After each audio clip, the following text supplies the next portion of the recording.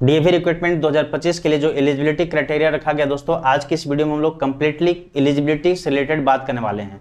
क्योंकि बहुत सारे लोगों का भी टेंशन बना हुआ है एलिजिबिलिटी को लेकर के कि सर मेरे पास ये डिग्री है, मैंने ये कोर्स कर रखा है, तो क्या मैं टीचिंग स्टाफ के लिए या नॉन टीचिंग स्टाफ के लिए एप्लीकेबल हूँ या नहीं, मैं इसको फॉर्म भर सकता हूँ या नहीं भर सकता हूँ। तो इन तमाम पॉइंट्स पे आज एक एक करके बात करेंगे दोस्तों। साथ ही साथ मैं आपको बताऊंगा इसमें कि सीटेट या स्टेट कंपलसरी है या नहीं है, मैंडेटरी है नहीं, एज लिमिट क्या रखा गया है, फ्रेशर कैंडिडेट, रेगुलर कैंडिडेट है। रेगुलर कैंडिडेट कहने का मतलब जो डीएवी में अभी जो कार्यरत हैं, यानी कि जो अभी डीएवी में काम कर रहे हैं, उन लोगों को भी फिर से सीबीटी एग्जाम देने की आवश्यकता है या नहीं आवश्यकता है, इस पे भी बात करेंगे दोस्तों।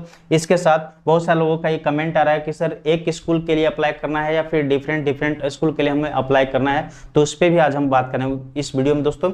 इसके साथ आपको बताएंगे इन सभी पॉइंट्स पे बात करने से पहले आपको बता दूं कि फॉर्म डाउनलोड कैसे करना है। इसके लिए मैं एक वीडियो पहले बनाया था दोस्तों कल, उसमें आप जाकर जरूर देखेंगे, क्योंकि वहां पे सारा कुछ आपको प्रोसेस बताया गया है, फॉर्म दिखाया गया पीडीएफ के माध्यम से, और उसमें एक एक स्टेप बाय स्टेप आपको बताएं कि किसमें क्या भरना है। आप कभी गलती ना हो आपसे, इसलिए आप उस वीडियो को जरूर देख लेंगे। इसके साथ बता दोस्तों कि अगर जब आप फॉर्म को डाउनलोड करना है कैसे, उसके लिए वेबसाइट का लिंक दिया हुआ है हमारे डिस्क्रिप्शन में, वहां जाएंगे और वहां से डायरेक्ट आप फॉर्म डाउनलोड करके आप अपना प्रिंट कराकर उसमें फॉर्म भर के दे सकते हैं। ठीक है, वेयर टू सबमिट, फॉर्म कहाँ सबमिट करना है इस पे बात करेंगे, और हाउ टू सबमिट, कैसे आप फॉर्म को सबमिट करेंगे। इट मीन्स कैसे कहने का मतलब कि क्या आपको खुद से जाकर फॉर्म सबमिट करना है या फिर किसी ऑनलाइन माध्यम से या फिर स्पीड पोस्ट के माध्यम से आप भेज सकते हैं, इस पे हम बात करने वाले दोस्तों। तो चलिए हम लोग वीडियो स्टार्ट करने से पहले एक छोटी सी रिक्वेस्ट आपसे करना चाहेंगे कि आप वीडियो के अंत तक जरूर बने रहेंगे, क्योंकि आपको पीडीएफ के माध्यम से भी मैं इसमें दिखाने वाला हूं। और इसके साथ साथ आपको बता दोस्तों कि अगर आप हमारे चैनल पे पहली बार आए हैं तो प्लीज चैनल को सब्सक्राइब करके बेल आइकन प्रेस कर लें, क्योंकि डीएवी का हर एक स्टेप बाय स्टेप जितने भी प्रॉब्लम होंगे, आपका हर एक प्रॉब्लम का सॉल्यूशन स्टेप बाय स्टेप देता रहूंगा वीडियो के माध्यम से। इसलिए आप हमारे चैनल को सब्सक्राइब करके बेल आइकन प्रेस जरूर कर लेंगे, ताकि आने वाला हर एक वीडियोज का नोटिफिकेशन सबसे पहले आपको मिल सके और अपनी सारी जानकारी प्राप्त आप कर सके। ठीक है ना। इसके साथ ही साथ आप हमारे टेलीग्राम चैनल को भी ज्वाइन कर लेंगे, क्योंकि जो इन्फॉर्मेशन कुछ आते हैं पेपर वगैरह में, उसको भी मैं वहां तक आपसे शेयर करते रहता हूं दोस्तों। सो प्लीज आप टेलीग्राम चैनल को जरूर ज्वाइन कर लेंगे, उसका भी डिस्क्रिप्शन बॉक्स में लिंक दिया हुआ है दोस्तों। ठीक है ना। तो चलिए हम लोग आपको बात करते हैं, स्टार्ट करते हैं वीडियो को। दोस्तों देखिए बात क्या है कि अगर आप इसमें अप्लाई करना चाहते हैं तो इसके लिए बहुत सिंपल है, कुछ ज़्यादा नहीं है। पहले तो आपको ये करना है कि जो डिस्क्रिप्शन में लिंक, उस लिंक पे जा करके आप फॉर्म डाउनलोड करेंगे, और फॉर्म डाउनलोड करके दोस्तों उसमें सारा कुछ भरना है, कैसे क्या क्या भरेंगे आप, वो सारा कुछ मैं इसके पहले वाले वीडियो में बताऊं, इसलिए वो थोड़ा वीडियो लंबा हो गया, लेकिन आप उस वीडियो को जरूर देखें, क्योंकि उसमें सारा इंपॉर्टेंट इन्फॉर्मेशन दिया गया है। ठीक है। तो पहले फॉर्म डाउनलोड करके आपको फॉर्म भरना है दोस्तों। इसके बाद उसको आप जिस क्षेत्र से हैं उस क्षेत्र में जो डीएवी जोन है, कौन सा डीएवी जोन में आपका घर पड़ता है, आप कहाँ पे हैं। जैसे मान लीजिए कि मैं अभी डाल्टनगंज से बोल रहा हूँ, यहाँ का झारखंड डीएवी जोन आई, इसमें हमारा इसका कह सकते हैं मुख्यालय या हेड कह सकते हैं ऑफिस यहाँ पे डाल्टनगंज में ही है डीएवी स्कूल। इसके साथ एक और सेंटर बनाया गया है लोहरदगा में, जहाँ पे इसका फॉर्म सबमिट किया जा रहा है। तो आप जो डाल्टनगंज से हैं उनके लिए, पलामू से मतलब उनके लिए है कि डाल्टनगंज का जो डीएवी स्कूल है वहाँ पे जाकर सबमिट कर सकते हैं, या फिर अगर कोई लोहरदगा के आसपास में है, उधर के जो हैं लोग, उन लोग लोहरदगा स्कूल में सबमिट कर सकते हैं। तो ये प्रॉब्लम है दोस्तों कि जो लोकल है 2-4-5 किलोमीटर में हो तो जाकर के स्कूल में दे सकते हैं, लेकिन जो लोग का घर 10 किलोमीटर, 15 किलोमीटर, 20-25 किलोमीटर पड़ रहा है, थोड़ा दूर पे है, तो वे लोग कैसे इसको भर सकते हैं। तो क्या करेंगे, वे लोग चाहेंगे तो इसको ऑफलाइन जाकर, अगर आपको, मैं तो ऐसा आपको बोलूंगा कि ऑफलाइन ही जाकर के थोड़ा आप उसको सबमिट करें तो ज़्यादा अच्छा रहेगा। लेकिन अगर आप बहुत दूर हैं, नहीं जा पा रहे हैं, तो आप स्पीड पोस्ट के माध्यम से भी वहां पे भेज सकते हैं दोस्तों। ठीक है। इसके साथ बता दूं कि अगर मैं इस वीडियो में जो भी आपको सॉल्यूशन दूंगा, अगर उस सॉल्यूशन के बावजूद भी आपके पास कोई समस्या बचा रह जाए दोस्तों, तो आप अपने अगल बगल का जो भी डीएवी स्कूल है वहां पे भी जाके इसकी जानकारी ले सकते हैं। हर डीएवी स्कूल में इसका इन्फॉर्मेशन है, लोग बता देंगे आपको। ठीक है ना। तो ये बता दिया आपको। इसके साथ बता दोस्तों कि आप बता दें कि जो इसमें है ना, फ्रेशर कैंडिडेट भी अप्लाई कर सकते हैं और रेगुलर भी अप्लाई कर सकते हैं। ठीक है। लेकिन अब इसमें क्या एलिजिबिलिटी है किस सब्जेक्ट के लिए, उस पे अब चलिए हम लोग एक एक करके समझते हैं दोस्तों पीडीएफ के माध्यम से। तो चलते हैं हम लोग पीडीएफ की ओर। दोस्तों आपके सामने ये साफ लिखा हुआ है एलिजिबिलिटी क्राइटेरिया फॉर सीबीटी 2025, यानी कि 2025 एलिजिबिलिटी सीबीटी के लिए क्या एलिजिबिलिटी क्राइटेरिया है वो आप समझने जा रहे हैं। हम लोग एक एक करके चलिए समझते हैं। पहला पॉइंट में दिया हुआ दोस्तों कि ग्रेजुएशन और post graduation with minimum 50% marks, ठीक है ना। पहले आपके पास क्या होना चाहिए कि ग्रेजुएशन या पोस्ट ग्रेजुएशन होना चाहिए 50% मार्क्स के साथ, कम से कम 50%। इसके साथ साथ दोस्तों कंप्यूटर नॉलेज भी आपसे डिमांड किया गया है। इट मीन्स आपके पास कंप्यूटर नॉलेज होना चाहिए, ठीक है ना। Without computer knowledge you can not apply. Next है one candidate can apply for one post only at one centre only. कोई भी एक कैंडिडेट दोस्तों किसी एक पोस्ट के लिए अप्लाई कर सकता है और किसी एक सेंटर पे। अगर आप चाह रहे होंगे कि मल्टीपल पोस्ट के लिए मल्टीपल सेंटर पे अप्लाई करें तो ऐसा आप नहीं कर सकते हैं, ठीक है, ये स्पष्ट लिखा हुआ है। नेक्स्ट है पॉइंट नंबर 2 में आप देख रहे हैं कि BEd is mandatory for all teaching post, ठीक है ना। बीएड जो है सो सभी टीचिंग पोस्ट के लिए मैंडेटरी है दोस्तों। अब सभी टीचिंग के लिए कहने का मतलब क्या है कि जैसे में आपका अगर पीजीटी के लिए आप अप्लाई करना चाहते हैं तो पीजीटी के लिए एक मैंडेटरी है, टीजीटी के लिए अप्लाई करना चाहते हैं तो टीजीटी के लिए अपनी मैंडेटरी है। लेकिन और इसके साथ अगर आप पीआरटी के लिए अप्लाई करना चाहते हैं दोस्तों तो पीआरटी के लिए ऐसे जैसा कि सुप्रीम कोर्ट का आदेश है, सुप्रीम कोर्ट के आदेश के अनुसार आपके पास डीएलएड होना चाहिए, ठीक है ना। पीआरटी के लिए ग्रेजुएशन प्लस डीएलएड होना चाहिए और पीजीटी प्लस टीजीटी के लिए दोस्तों बीएड होना अनिवार्य है, ठीक है ना। तो ये चीज़ ध्यान देंगे आप। इसके साथ चलिए तो ये हो गया हमारा पॉइंट नंबर 2। इसके साथ आगे देखिए लिखा हुआ है नर्सरी टीचर के लिए अगर आप अप्लाई करते हैं दोस्तों एनटीटी के लिए तो इसमें साफ लिखा हुआ है ओनली फीमेल कैंडिडेट, यानी कि एनटीटी के लिए नर्सरी टीचर के लिए सिर्फ फीमेल अप्लाई कर सकते हैं, उसमें मेल का कोई जगह नहीं है, ठीक है ना। इसके साथ देखिए इसमें भी आप अगर अप्लाई करना चाहते हैं तो इसमें भी आपके पास क्या होना चाहिए 2 ईयर एनटीटी डिप्लोमा, ठीक है ना। यानी कि 2 साल का नर्सरी टीचर ट्रेनिंग का जो कोर्स होता है वो 2 साल वाला आपके पास ये कोर्स कंप्लीट होना चाहिए फ्रॉम रिकॉग्नाइज्ड यूनिवर्सिटी और इंस्टीट्यूशन। इसके साथ दोस्तों अगर आप चाहते हैं कोई फिजिकल एजुकेशन के लिए तो इसके फिजिकल एजुकेशन के लिए बीपीएड या एमपीएड होना चाहिए फिजिकल एजुकेशन के लिए। इसके साथ अगर आप कोई degree in fine arts and music, अगर आप आर्ट्स एंड म्यूजिक टीचर बनना चाहते हैं तो आपके पास कोई ना कोई आर्ट्स एंड म्यूजिक में डिग्री होना चाहिए कंप्लीट आपके पास, ठीक है ना। उससे भी आपका ग्रेजुएशन कंप्लीट होना चाहिए। इसके साथ बताओ दोस्तों कि आप देख रहे हैं यहाँ साफ लिखा हुआ है बीए इन लाइब्रेरी या फिर एमए लाइब्रेरी फॉर लाइब्रेरियन। अगर आप लाइब्रेरियन के लिए अप्लाई करना चाहते हैं तो आपके पास बीए या एमए लाइब्रेरी से होना चाहिए, ठीक है ना। तो ये थी पॉइंट नंबर 2।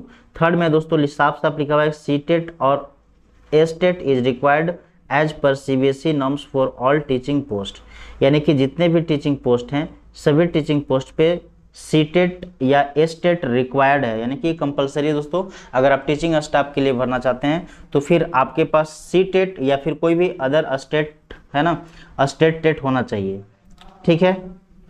इसके साथ देखिए लिख रहा है for PG candidate having minimum 3 to 5 year teaching experience of senior secondary classes is desirable. अब बता दें दोस्तों कि अगर आप पीजीटी के लिए अप्लाई करना चाह रहे हैं पीजीटी के लिए तो पीजीटी के लिए सीटेट या एस्टेट अनिवार्य नहीं है, सीटेट या फिर एस्टेट अनिवार्य कंपलसरी नहीं है दोस्तों, ठीक है। यानी कि इनके लिए ये कंपलसरी नहीं है। अगर आपके पास पीजीटी के लिए अप्लाई करना है आपको और आपके पास ये सीटेट या एस्टेट नहीं है तब भी आप अप्लाई कर सकते हैं। बट अगर आप टीजीटी के लिए अप्लाई करना चाहते हैं तो टीजीटी के लिए, ठीक है ना, टीजीटी के लिए अगर आप चाहते हैं दोस्तों तो टीजीटी के लिए आपके पास सीटेट या एस्टेट होना ही चाहिए या फिर पीआरटी के लिए भी। क्लियर? चलिए यहाँ तक आशा करता हूँ समझ रहे होंगे आप अच्छे से। इसके साथ देखिए लिखा हुआ है फॉर टीजीटी कैंडिडेट हैविंग, एक सेकेंड, अगर आप पीजीटी के लिए अप्लाई करना चाहते हैं तो उसके लिए आपको कम से कम 3 to 5 ईयर का एक्सपीरियंस होना चाहिए दोस्तों सीनियर सेकेंडरी क्लास में पढ़ाने का।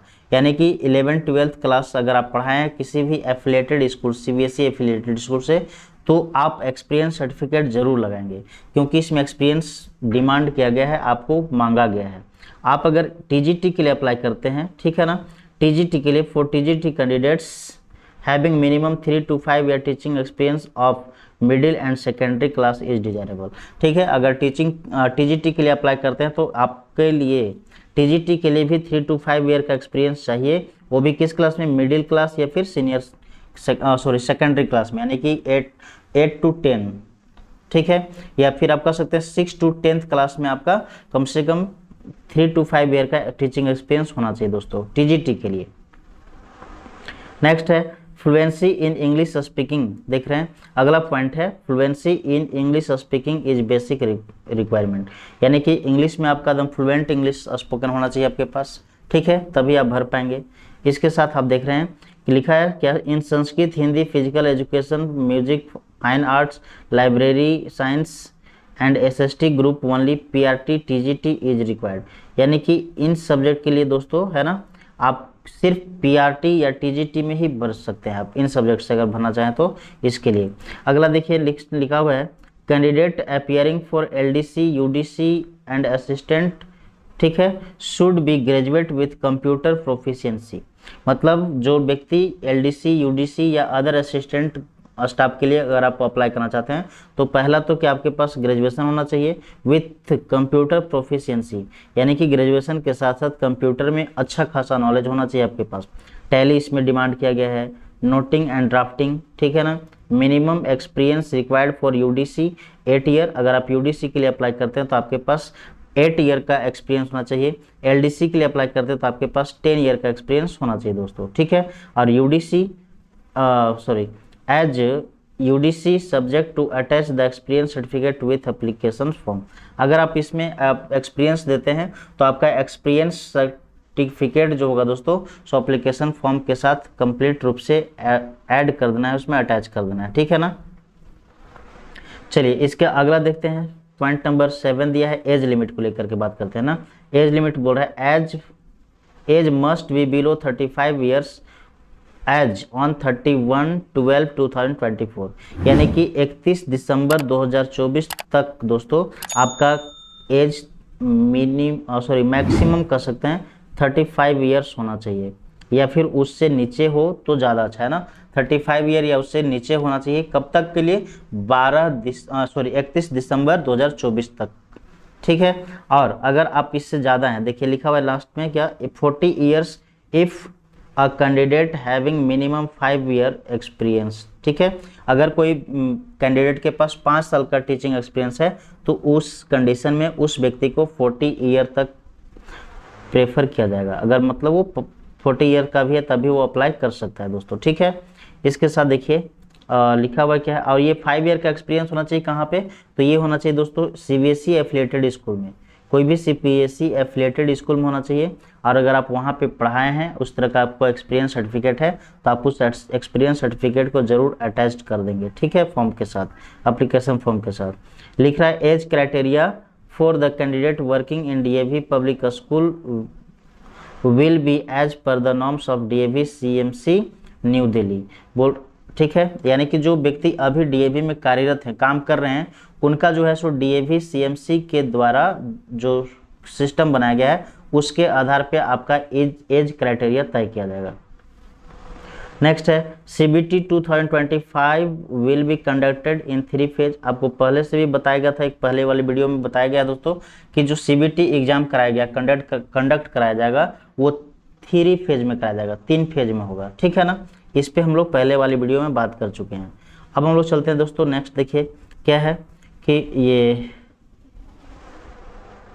बोल रहा है नेक्स्ट कि no candidate will be allowed to appear in the CBT from the school where he or she is और हर, ठीक है ना, हिज और हर स्पाउस और रिलेटिव इज वर्किंग, मतलब वैसे कैंडिडेट को सीबीटी एग्जाम में अलाउड नहीं किया जाएगा अपीयर होने के लिए दोस्तों जिस सेंटर पे, यानी कि जहाँ पे आपका एग्जाम सेंटर मान लीजिए देता है, ठीक है, आपका जिस स्कूल में एग्जाम सेंटर दिया है और अगर उसी एग्जाम सेंटर पे उसी स्कूल में आपका कोई रिलेटिव काम कर रहा है या आपका स्पाउस काम कर रहे हैं, पहले से वर्किंग हैं, तो आपको वहाँ पे अलाउ नहीं किया जाएगा, ठीक है ना, यानी कि आपको एग्जाम नहीं देने दिया जाएगा, ठीक है। Non CBT ad hoc temporary guest faculty candidate must appear in CBT 2025, जो पहले से नॉन सीबीटी एडहॉक हैं या टेम्पररी हैं या गेस्ट फैकल्टी हैं दोस्तों, तो उन लोग को भी अवश्य सीबीटी एग्जाम देना पड़ेगा, देना ही पड़ेगा, ठीक है ना। वैसे लोग भी सीबीटी एग्जाम जरूर देंगे। Regular staff member aspiring for upgradation, ठीक है ना, upgradation to a higher post designation if there is a vacancy, ठीक है, मस्ट अपीयर इन सीबीटी।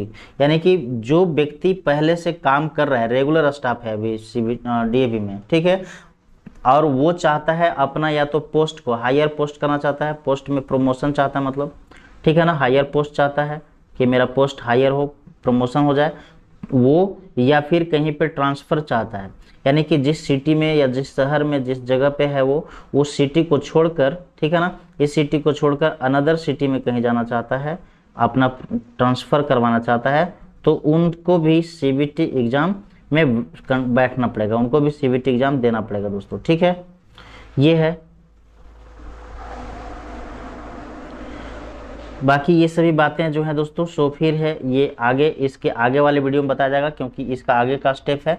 इस अभी तक इतना ही आपकी ज़रूरत थी, इसलिए आपको मैंने इतना सारा कुछ इन्फॉर्मेशन दे दिया, ठीक है। तो चलिए दोस्तों, आशा करता हूँ आप सभी को एक कंप्लीट इन्फॉर्मेशन अच्छे से समझ में आ गया होगा जो मैंने बताया आपको। अगर अच्छे से समझ में आ गया दोस्तों, और अगर ये वीडियो पसंद भी आया तो प्लीज़ इसे लाइक करें, अधिक से अधिक लोगों तक शेयर करें। और हाँ, आपसे एक रिक्वेस्ट कि अगर आप हमारे यूट्यूब चैनल पे पहली बार आए हैं तो प्लीज़ हमारे चैनल को सब्सक्राइब करके बेल आइकन प्रेस कर लेंगे। साथ ही साथ आप हमारे टेलीग्राम चैनल को भी ज्वाइन कर लेंगे, क्योंकि वहाँ भी बहुत सारा इन्फॉर्मेशन आपको देते रहता हूँ। इसके साथ बता दोस्तों कि यूट्यूब चैनल को सब्सक्राइब करके जरूर रखेंगे, क्योंकि स्टेप बाय स्टेप आपको एक एक करके सारा इन्फॉर्मेशन वीडियोज़ के माध्यम से देता रहता हूँ, ठीक है ना। तो आज की इस वीडियो को मैं यहीं पर स्टॉप करता हूँ, फिर मिलते हैं ऐसे कुछ अलग वीडियो के साथ। तब तक के लिए bye bye, take care, thank you.